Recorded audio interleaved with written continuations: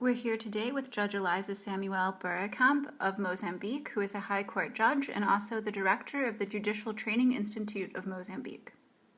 So thank you very much to invite me in order to participate in this program. Well, my name is, I can say again, my name is Elisa Samuel Boerekamp now, and I'm a High Court judge, acting as a director of the Judicial Training Center for Mozambique, which in Portuguese is Centro de Formação Jurídica e Judiciária.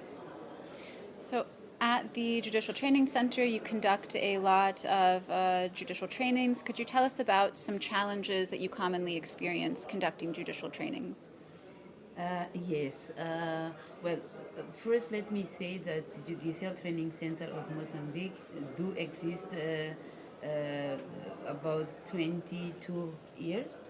I'm the fifth director of the center, and it came into force because of the necessity of strengthening the judicial independence in Mozambique via a UNDP program. Before that, the training of judges was a challenge. It was challenging because it was made by the courts, and on that time, 20 years ago, we didn't have enough. We didn't have enough professional judges with a low background. So it was a challenge then, and that's why with the school now, with the center now, we conducted organized training. But the main challenging is that we don't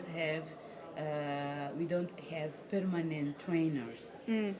As you know, it's a professional judicial training. It's essentially professional training, although we do conduct also multidisciplinary trainings. But what happens right now is that we don't have permanent trainers. Well, we do have judges and both prosecutors and judges who participate and they collaborate with the center in order to deliver a training for other judges, new appointed judges and judges in terms of continuous training. Could you maybe just quickly tell us what kind of topics usually the trainings are on? Well, we do have two kinds of trainings. Initial trainings to become a judge in Mozambique. You have to do this course during 1 year. So within the initial training, we do have the professionalized topics like procedural civil code and procedural penal, and also ethics and integrity, environmental law, women's gender and minors' rights, human rights. Right now we are working on integrate human rights, HIV, and gender-based violence within the curriculum.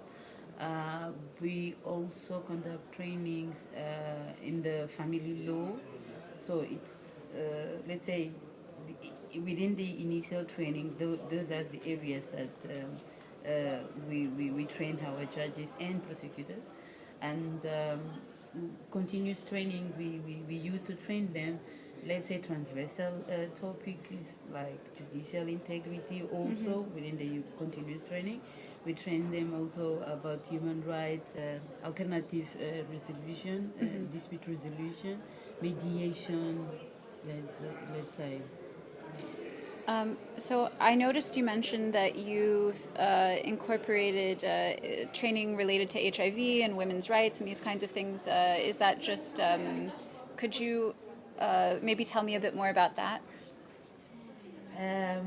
Yes, principally in countries like civil law countries, there is a tradition of how we've been trained to become lawyers or judges or prosecutors and so on and so forth, and these kind of topics we it was not used to be taught within the university, within the faculty of laws. So, but nowadays judges are facing these problems within their jurisdiction. So it's our duty as a Judicial Training Institute to develop, to strengthen capacity of the judges, but also to bring these new topics into training.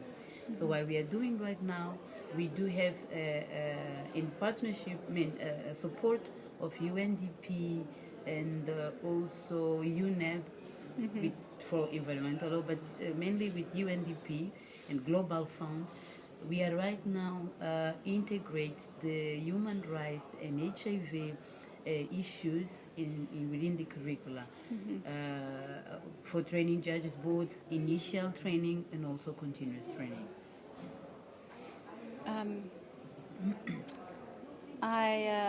So you mentioned that you don't have set trainers. I was wondering, have you also had difficulties finding accessible training resources that are in Portuguese? So I know a lot of international organizations have produced training materials, but they're usually in the UN languages, Exactly. for instance, not necessarily Portuguese. Exactly. This is a big challenge also for us, because those are guidelines that we are using right now. Mozambique as a country has signed all the international and regional documents in terms of human rights treaties and other treaties, conventions, which are on top of the question right now in the world. And as you say, and as you mentioned it, all these instruments are in English or French or in Spanish as well.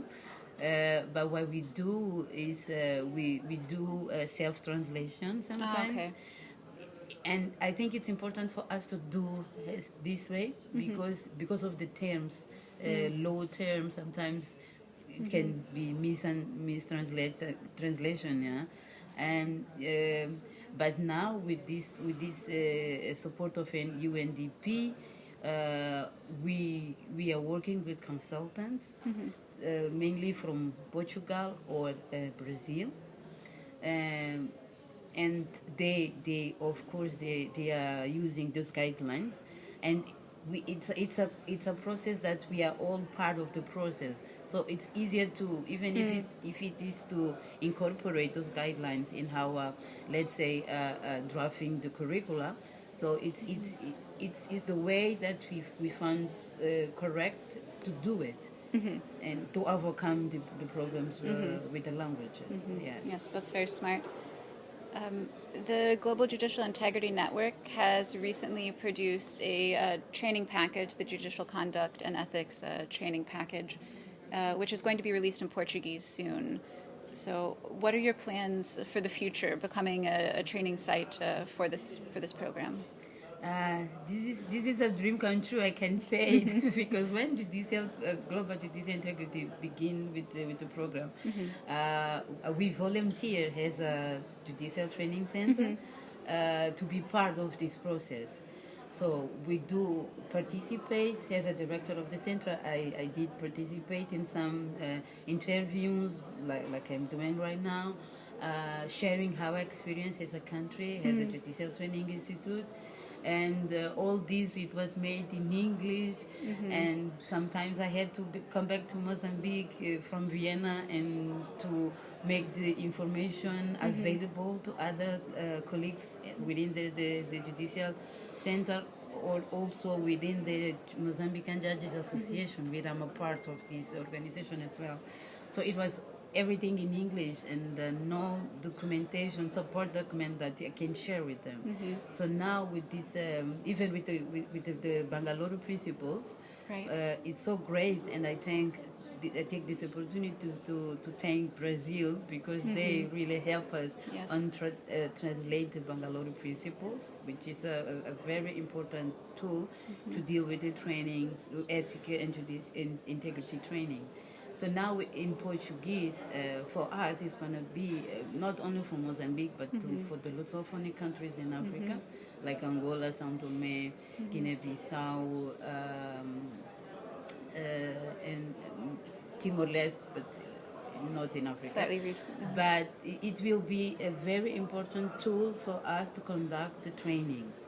It's a support for the training, but also for judges to look at these instruments, to have them, for them to be part of the libraries, Right. sort of say. Yes. Use them as reference materials. Exactly. Yes. And for everyone listening, stay tuned for more episodes in the Global Judicial Integrity Network podcast series. Thank you.